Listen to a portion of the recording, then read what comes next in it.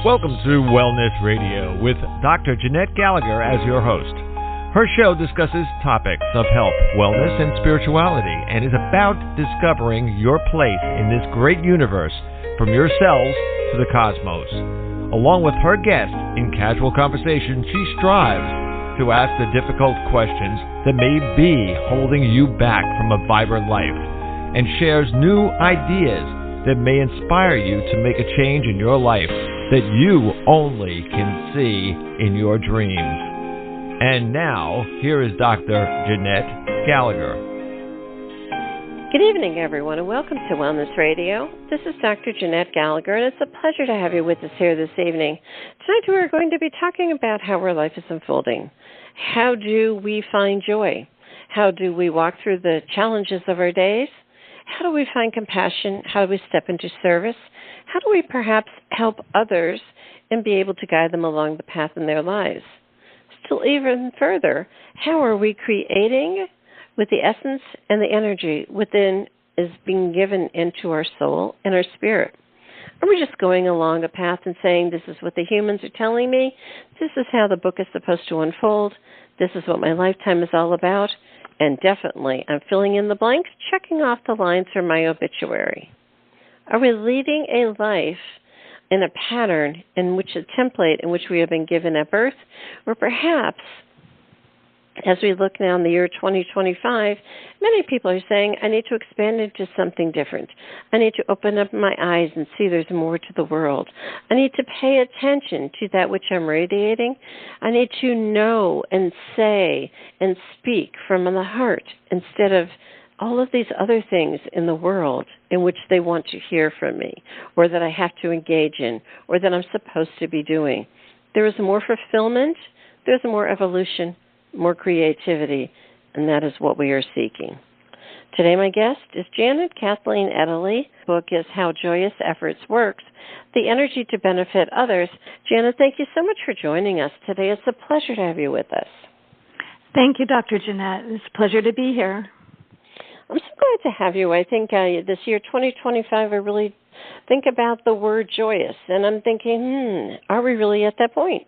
Can we look back at many of the decades behind us and say, I think of the word joyous as creativity. Are we maybe perhaps at that precipice point of opening up a new Pandora's box?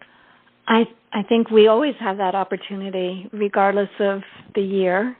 And that life is, as these decades passed, there were joyous moments, there were moments of challenge. It's just an ongoing feature of life, I believe. And so, as you were saying earlier, before we just began, the creativity, we have that potential to create things in a more joyful way. Right. How Joyous Effort Works is the name of the book. And what I truly found about the book is that it's a story about life. You have characters in the book, and they go along for all of these very monumental, as I would call, very deep conversations. Right in the beginning of the book, it says, Buddhist teachings, and came to understand it to represent the teachings as a whole. It was a time when he hit rock bottom in his life, but then things began to change when he met some wise and generous people, each of whom offered guidance and help. I think there are many times in our lives where we hit rock bottom. We hit a diagnosis. We hit an illness. We have an event in our life. Something's taken away that we put value into it, or perhaps a death or a loss. And many times people will say, what do I do now? And they find themselves flailing. Don't you think that those are really times in our lives when we sit, if we could just sit in reflection for a moment and say, what is this all about? And that's truly where the story of your book starts. What is this all about? This is where I am. It is, and it's sometimes an abrupt landing. You might have been, in this case of this story, the character Troy is young. He's in his early 20s, and he's had a pretty difficult go of things, loss, heartbreak, all of these things. And you hit that place where life has your attention. There's no missing the fact that you need to do something needs to change. Mm-hmm. And I think in Troy's character, one of the things that happens that is so pivotal is that he recognizes it's not in what is the outer world doing to me, but how am I participating? What is my role, and how can I make things different? And that's when he starts to take his own initiative with the support and help and guidance of, once you open, so oftentimes we meet those circumstances or those people, maybe we're more receptive. I'm not sure you would probably be able to answer that question, but that we then, if we're open, we recognize here's an opportunity for me to actually learn something that I can help to lift myself up from this place and make some changes. I almost liken it to, a lot of people will say, oh, we don't want to be in the dark. We don't want to go to the darkness. We don't want to feel that negative energy. But I'll say that's when you have the opportunity to find the gold flecks that are in the ground. And then you collect them together, and then you hold them, and you could feel their energy collective. And that's when you start to feel from within.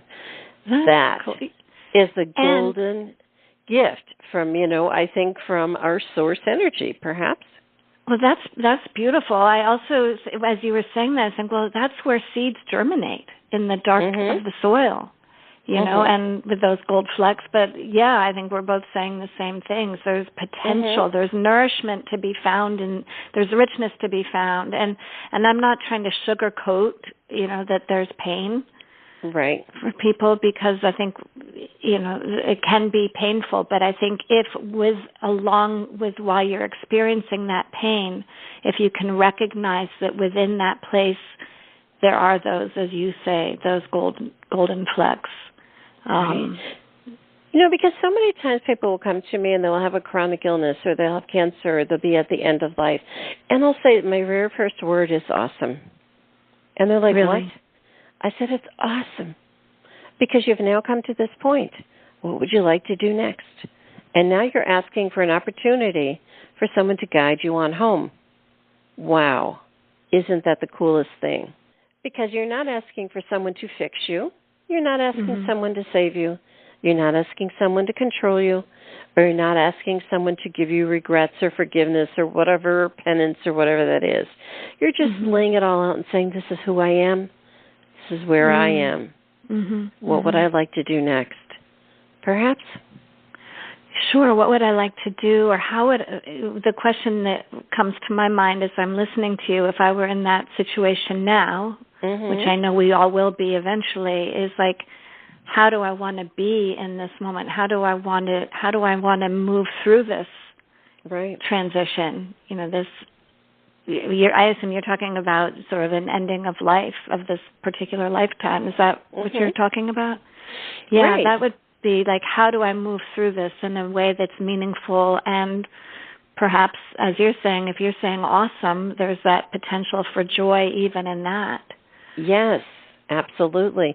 Because also, too, the idea is that people think that we have to hurry up and fix our physical body, and then we'll be able to go on, and we'll do great. But everybody has an exit point, We have a shelf life. Correct. Yeah. And I think the idea that if you're always on a quest for perfection, that's your life, is always on a quest for perfection.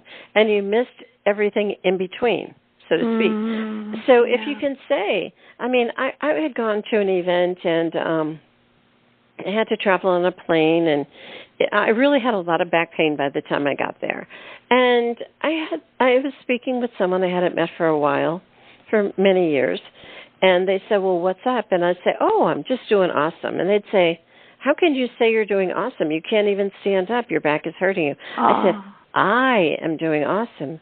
My physical body is just having a little challenge. And can we differentiate that to see how the world is different? Because all of us have challenges, but we still have our core. And that is what your book is about. What is your core made out of? Yes? What is our core made out of? Is it something? I don't think it's anything that's static. It's something that's always in motion in some way or another.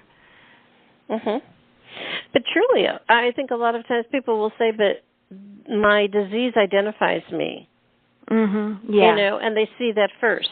Or they say, "Well, it's the end of my life. You see that first." And I'll say, "No, I just see your heart, and I can see you're just beaming and glowing from inside. And are you willing to show that?" Don't you think your character in the book is saying, "Well, I didn't know I had that much value in my soul"? Yes. Yeah.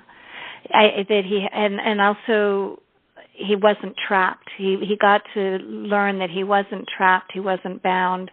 That he had the potential to influence things in a different way, and actually, little by little, throughout the course of the 4 books, he just gets more and more strengthened, and builds on that, because through lived experience, you try something and you see that it creates a positive result, you're willing to continue doing that.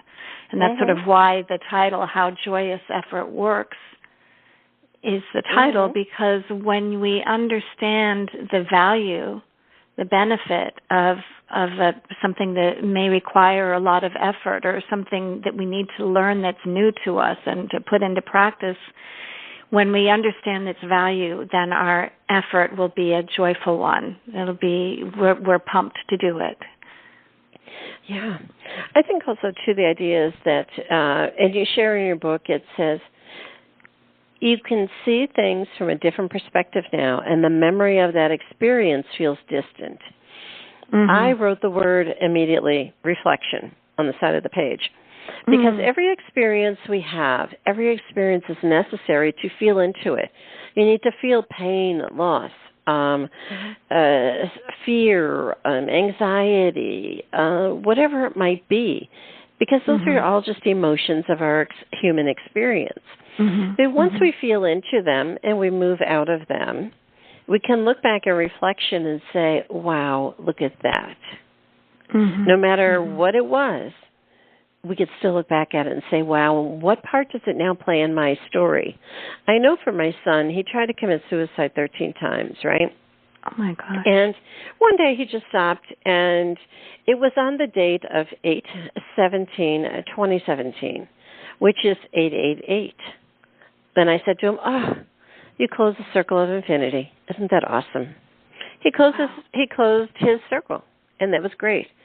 And that was the last date, and he has a tattoo on his arm of that. And now what he does is he's a mental health counselor for crisis kids that are considering some of the similars about what is the value of life. And I think truly, if he now looks in reflection, he says, yeah, I saw that. Ooh, look at that. I felt that. But he doesn't take it on as coming into the present moment. He doesn't drag up all of that. He just looks at it in reflection. Isn't that the purpose of your character also, too, to say, let's lay it all out on the table, and let's check it out, feel it, release it, but then also to look at it in reflection and say, that was a piece of my matrix, my tapestry of this time, perhaps? There's also an understanding that he starts to learn as what precedes those emotions, like you identified as anxiety, fear, and sadness, or whatever these emotions are, to go a little deeper, because if we understand there's always a thought, a perception that precedes an emotion. And sometimes by having a little wisdom and understanding and insight, we can look back and check, well, is that thought accurate? Is it really based on truth? And when we can understand that process, we can then correct, widen our scope, widen our view, and recognize, well, I'm looking at something in an inaccurate way, and if I change that to something that's more accurate, and I mean, we could go much deeper into this, but I'm just trying to say this simply, then that feeling of anxiety has no place. There's nothing there to be anxious about. You know, I also, to take it back, Janet, to the moment that we say that was the anxiety, that was the experience for the moment. Sometimes we liken it to, if we're on the playground and we're a kid that's maybe 4 years old and everybody's picking on us and they're saying something funny about us, we get very upset, and it really is called a traumatic childhood, you know, where let's put a label on it, you know. Then we get into our 20s and 30s and we say, oh, yeah, I had all that happen, and this is how my life will unfold now. Then we have kids, and we say, well, I'm going to protect my kids because I don't want them to have that experience again. Then as we get older, we say, oh, my gosh, let's look back in reflection. So here's the idea. If we can look back and say, oof, that was a moment in time. Awesome. Yeah. And say that was the cloak of my perception at that space on time. And leave it at that. Yeah. Might that be the healing impetus that we need, instead of saying, I need to go to a doctor, I need to have a medication, I need to have a healer, I need to have a guru? Perhaps? Absolutely. I think that, you know, what you just described, you know, it lets you sort of, it weakens those, that, you know, that prison that we put ourselves in as captive to these negative emotions that confine us.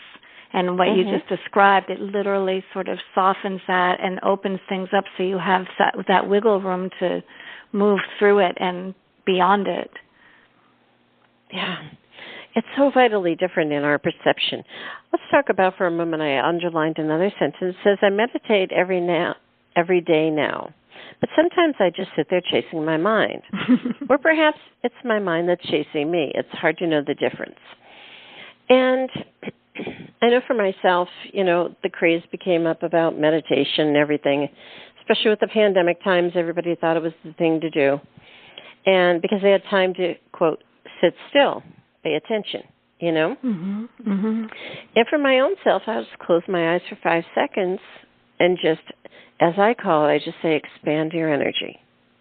And I don't put anything else in my thoughts. And I distinctly remember, it was funny because I was walking down the street here in New Orleans, and there was a sign in the window, and it says, guided meditation at 10 o'clock tomorrow. And I'm thinking, I'm going to go to your place at that specific time. You're going to go to meditation. You're going to guide me to some place you want me to be. For what purpose? And I said, no, I'm not going to, even in meditation, I'm not going to have anyone guide me anyplace. And I really became very clear how I had always been doing it in my life, just sitting for a moment, breathing, and just being. Isn't that perhaps a very contrasting conceptual idea where sometimes people are kind of like getting there, but maybe here's the next step? Well, yeah, I think what you do is a type of meditation. I think there are some people who maybe really do need some kind of guidance. You know, that's yours. It helps them just to sort of like having a tour guide if you've never been someplace before, just to kind of point out, don't be surprised if your mind's activity is taking you in all sorts of distracted places. Here's a method to help you bring your attention back to your breathing or whatever the object of your meditation may be. But I, like you, I've gone to guided meditations, and I've never found them helpful for me because we've never gone back.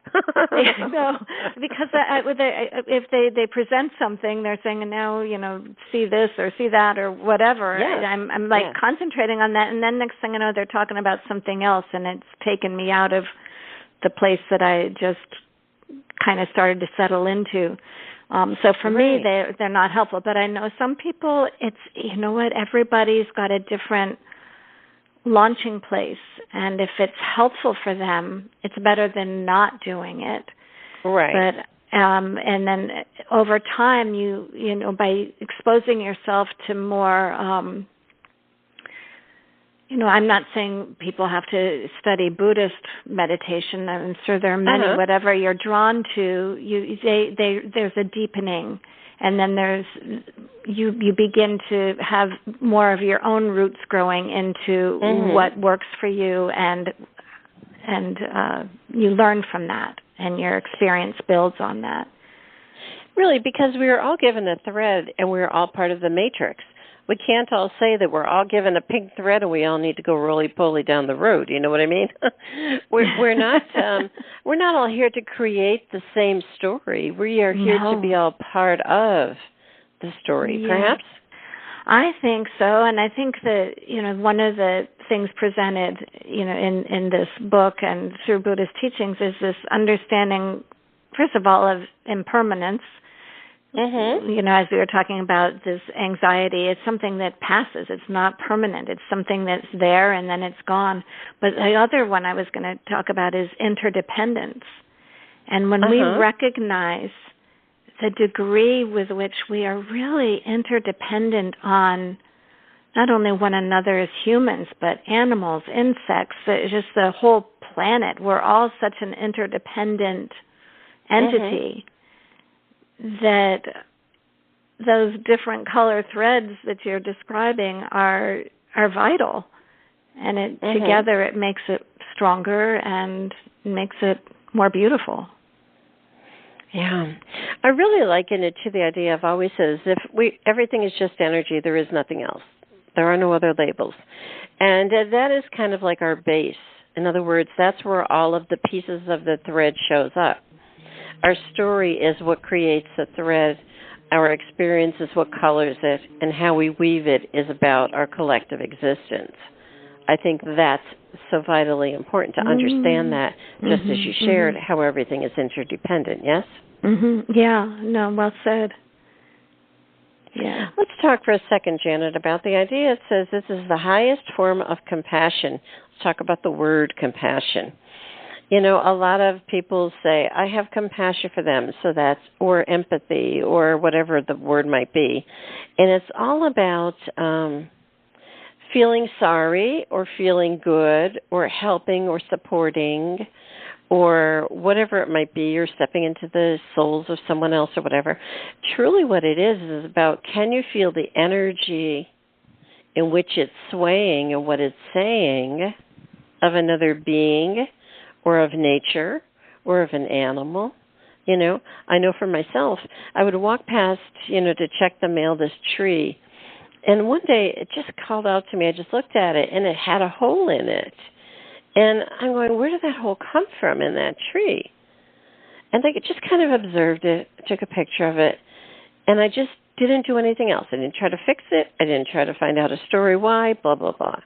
I went back, and a few months later, the tree called out to me again, and I looked, the hole was closed up from inside.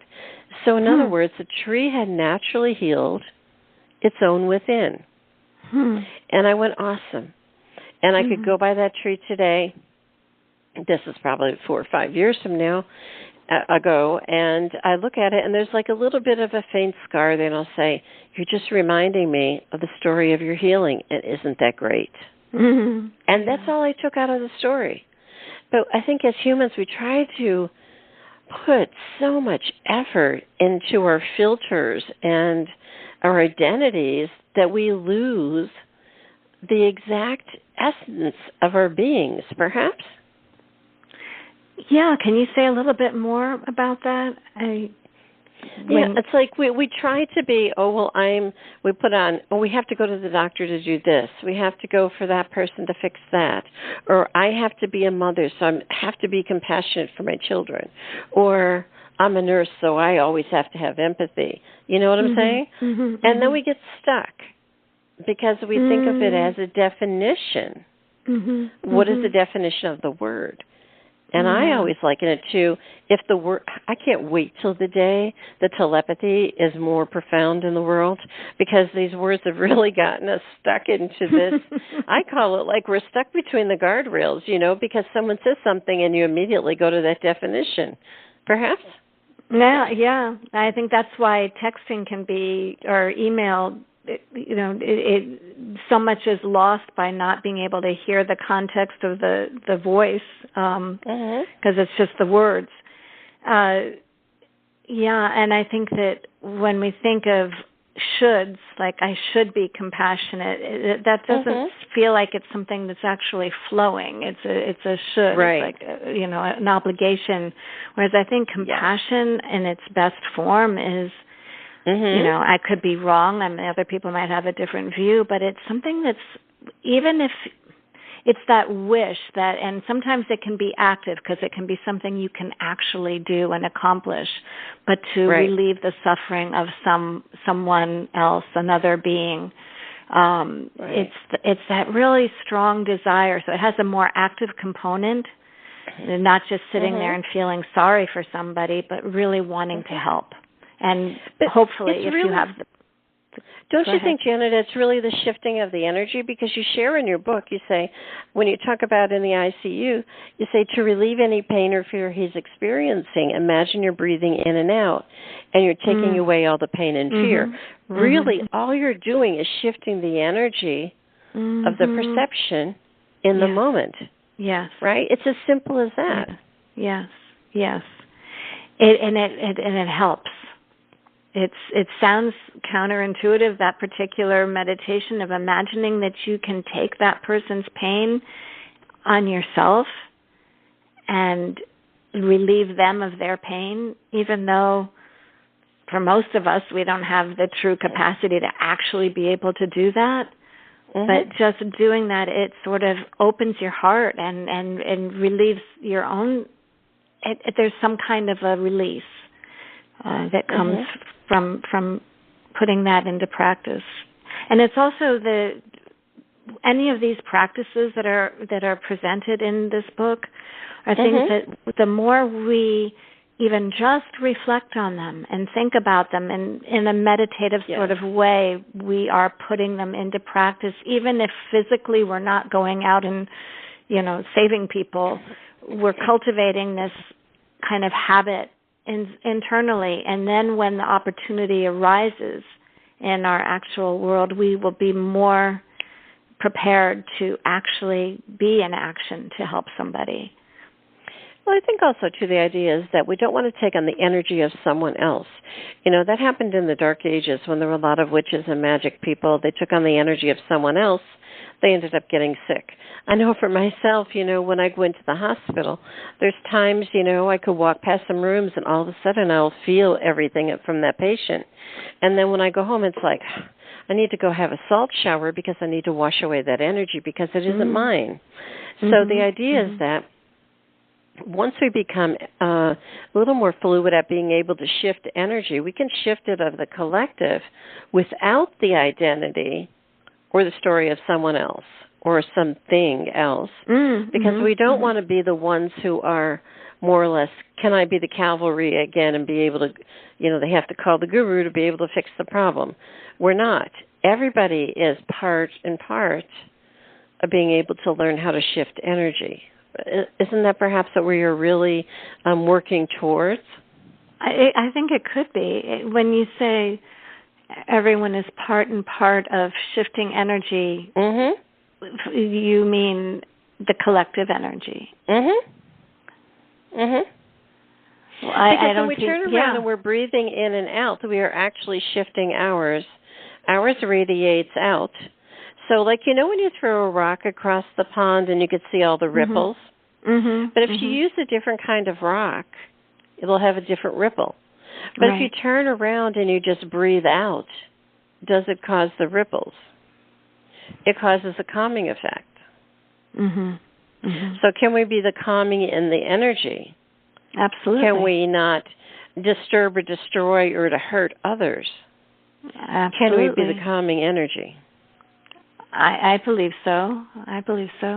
We certainly, if it's received, but I think that there are people that when you're in their presence, you do feel that sense of calm and peace.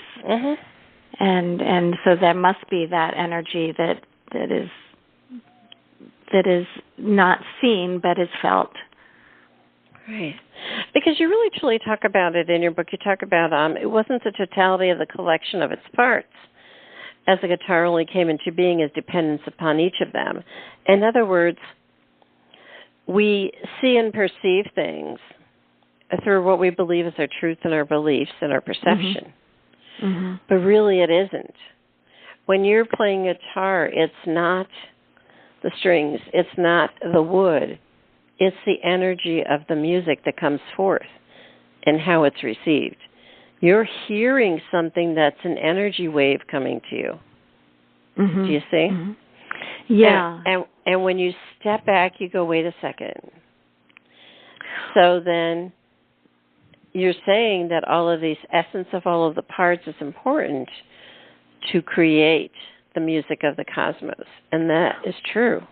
Yes. Well, there's that, and I think that section of the book that you're talking about is when the teacher character, Jules, who's a luthier, and that's someone who builds and repairs stringed instruments, is using the guitar as a metaphor for, we think, oh, there's a guitar, but where's the guitar if we take away its strings, or if it's not strung? It's sort of, we can transpose that to just anything, ourselves, anything. We are not as solidly existent as we tend to think of ourselves, which is going a little deeper, is where when we start to think of ourselves as some fixed entity and don't recognize our interdependence, that we are not inherently existent, that we then are more relaxed. We're not grasping onto ourselves or someone else or an idea or anything as if it's something fixed and concretized. And that lets us to be, it kind of softens those attachments that we tend to form. Did that make sense? Right, because it takes away the identity of being tethered to it. Yeah. And we end up becoming free-flowing forms. I mean, truly, when you look at it at the end of the book you wrote, it's overwhelming how much there is to see and know. And I always think about it as, once you cross that precipice point where you understand that there's so much more than life and we are so much more as a being, you step on the other side of the bridge and there's no going back. The bridge is gone. And you can't even unsee what you've seen. And you're like, oh, my gosh, look at that. That's exciting. You see it with, quote, different eyes because you've been cleared, you've been awakened, the filters are gone, your perception is different. You see everything with different eyes. Wow. That's truly what we're really looking for, yes? Yeah. That's it sounds like something you've experienced, perhaps. And I don't think that's a common experience for most people. Yeah, but I think it also, too, when we think about it, even with my son at the time, he sees the world in a different way in which he saw it prior. If you're not well and you're stuck in your disease, you may choose to, how can I live further? You're seeing things with different eyes. If you're at the time of the moment of death, you're saying, my world was absolutely wonderful. It wasn't full of regrets and guilt. And I know that I did my best. You're looking at it with different eyes. So we're all giving the opportunities to say, how joyous in this moment can we be? Perhaps? Yeah, and that is a choice, isn't it? It's fun hearing you bring out these little passages. I wrote the book. It's finished. I haven't reread it anytime recently, so it's fun to hear you mentioning reading these different little snippets from the book, and it's bringing me back to those different places. And I think what's really great about it is that you can read your book and you set it to the side. You could take what you need for today. It's not something you sit down and you read from front to back, but it is something you pick up, turn to a page, and it may be something you need for today. I think perhaps we could say that it will kind of till the soil. That's really where the greatest gifts in books like this are really about, perhaps? I hope that book fulfills that. But yes, I love books like that where you can open them to any page and find something in there that just touches your heart and gives you a little dose of inspiration or something that's thought-provoking in a positive direction. Yeah. I really think that does. Well, it was such a pleasure to have you with us, Janet. Can you share with the listeners how to find out more information about your work? The best place is my website, which is my name, JanetEttele.com.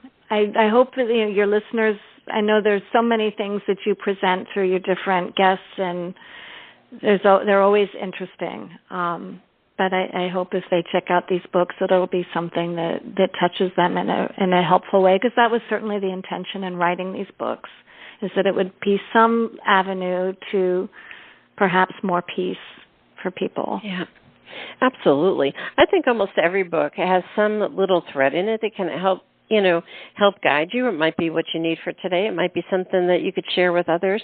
And I always say to people, read the book, share what you need, take what you need from it, and pass it on.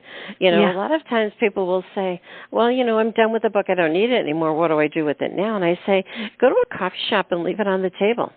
Take it to just leave it there. Someone else will pick it up. They'll be able to figure something out. Or you take it to a nursing home or an assisted living, or you take it to church and just leave it on the bench one day, whatever it might be. Because that's a great idea. Right, because you're giving out to others the idea to be able to pass it on. And isn't that what we want, is to be able to share these stories with others? Yep. There's a train station near where I live where there's a bookshelf just for that purpose. People can leave books. Yeah. I think that's a great idea. That sounds cool. Well, thank you so much for having me on your show, and it's been wonderful having the opportunity to speak with you. I've heard you on your programs before, but to speak with you directly is just really a wonderful, wonderful pleasure. Thank you. We're so glad to have you, Janet. Thank you so much for joining us, and perhaps you'll join us on another show. Would love to. Thank you so much. If you'd like to find out more information about Janet Kathleen Ettele, again, the book is How Joyous Efforts Works, The Energy to Benefit Others. Please do click on the link on the bottom of the show page to go directly to her website for more information.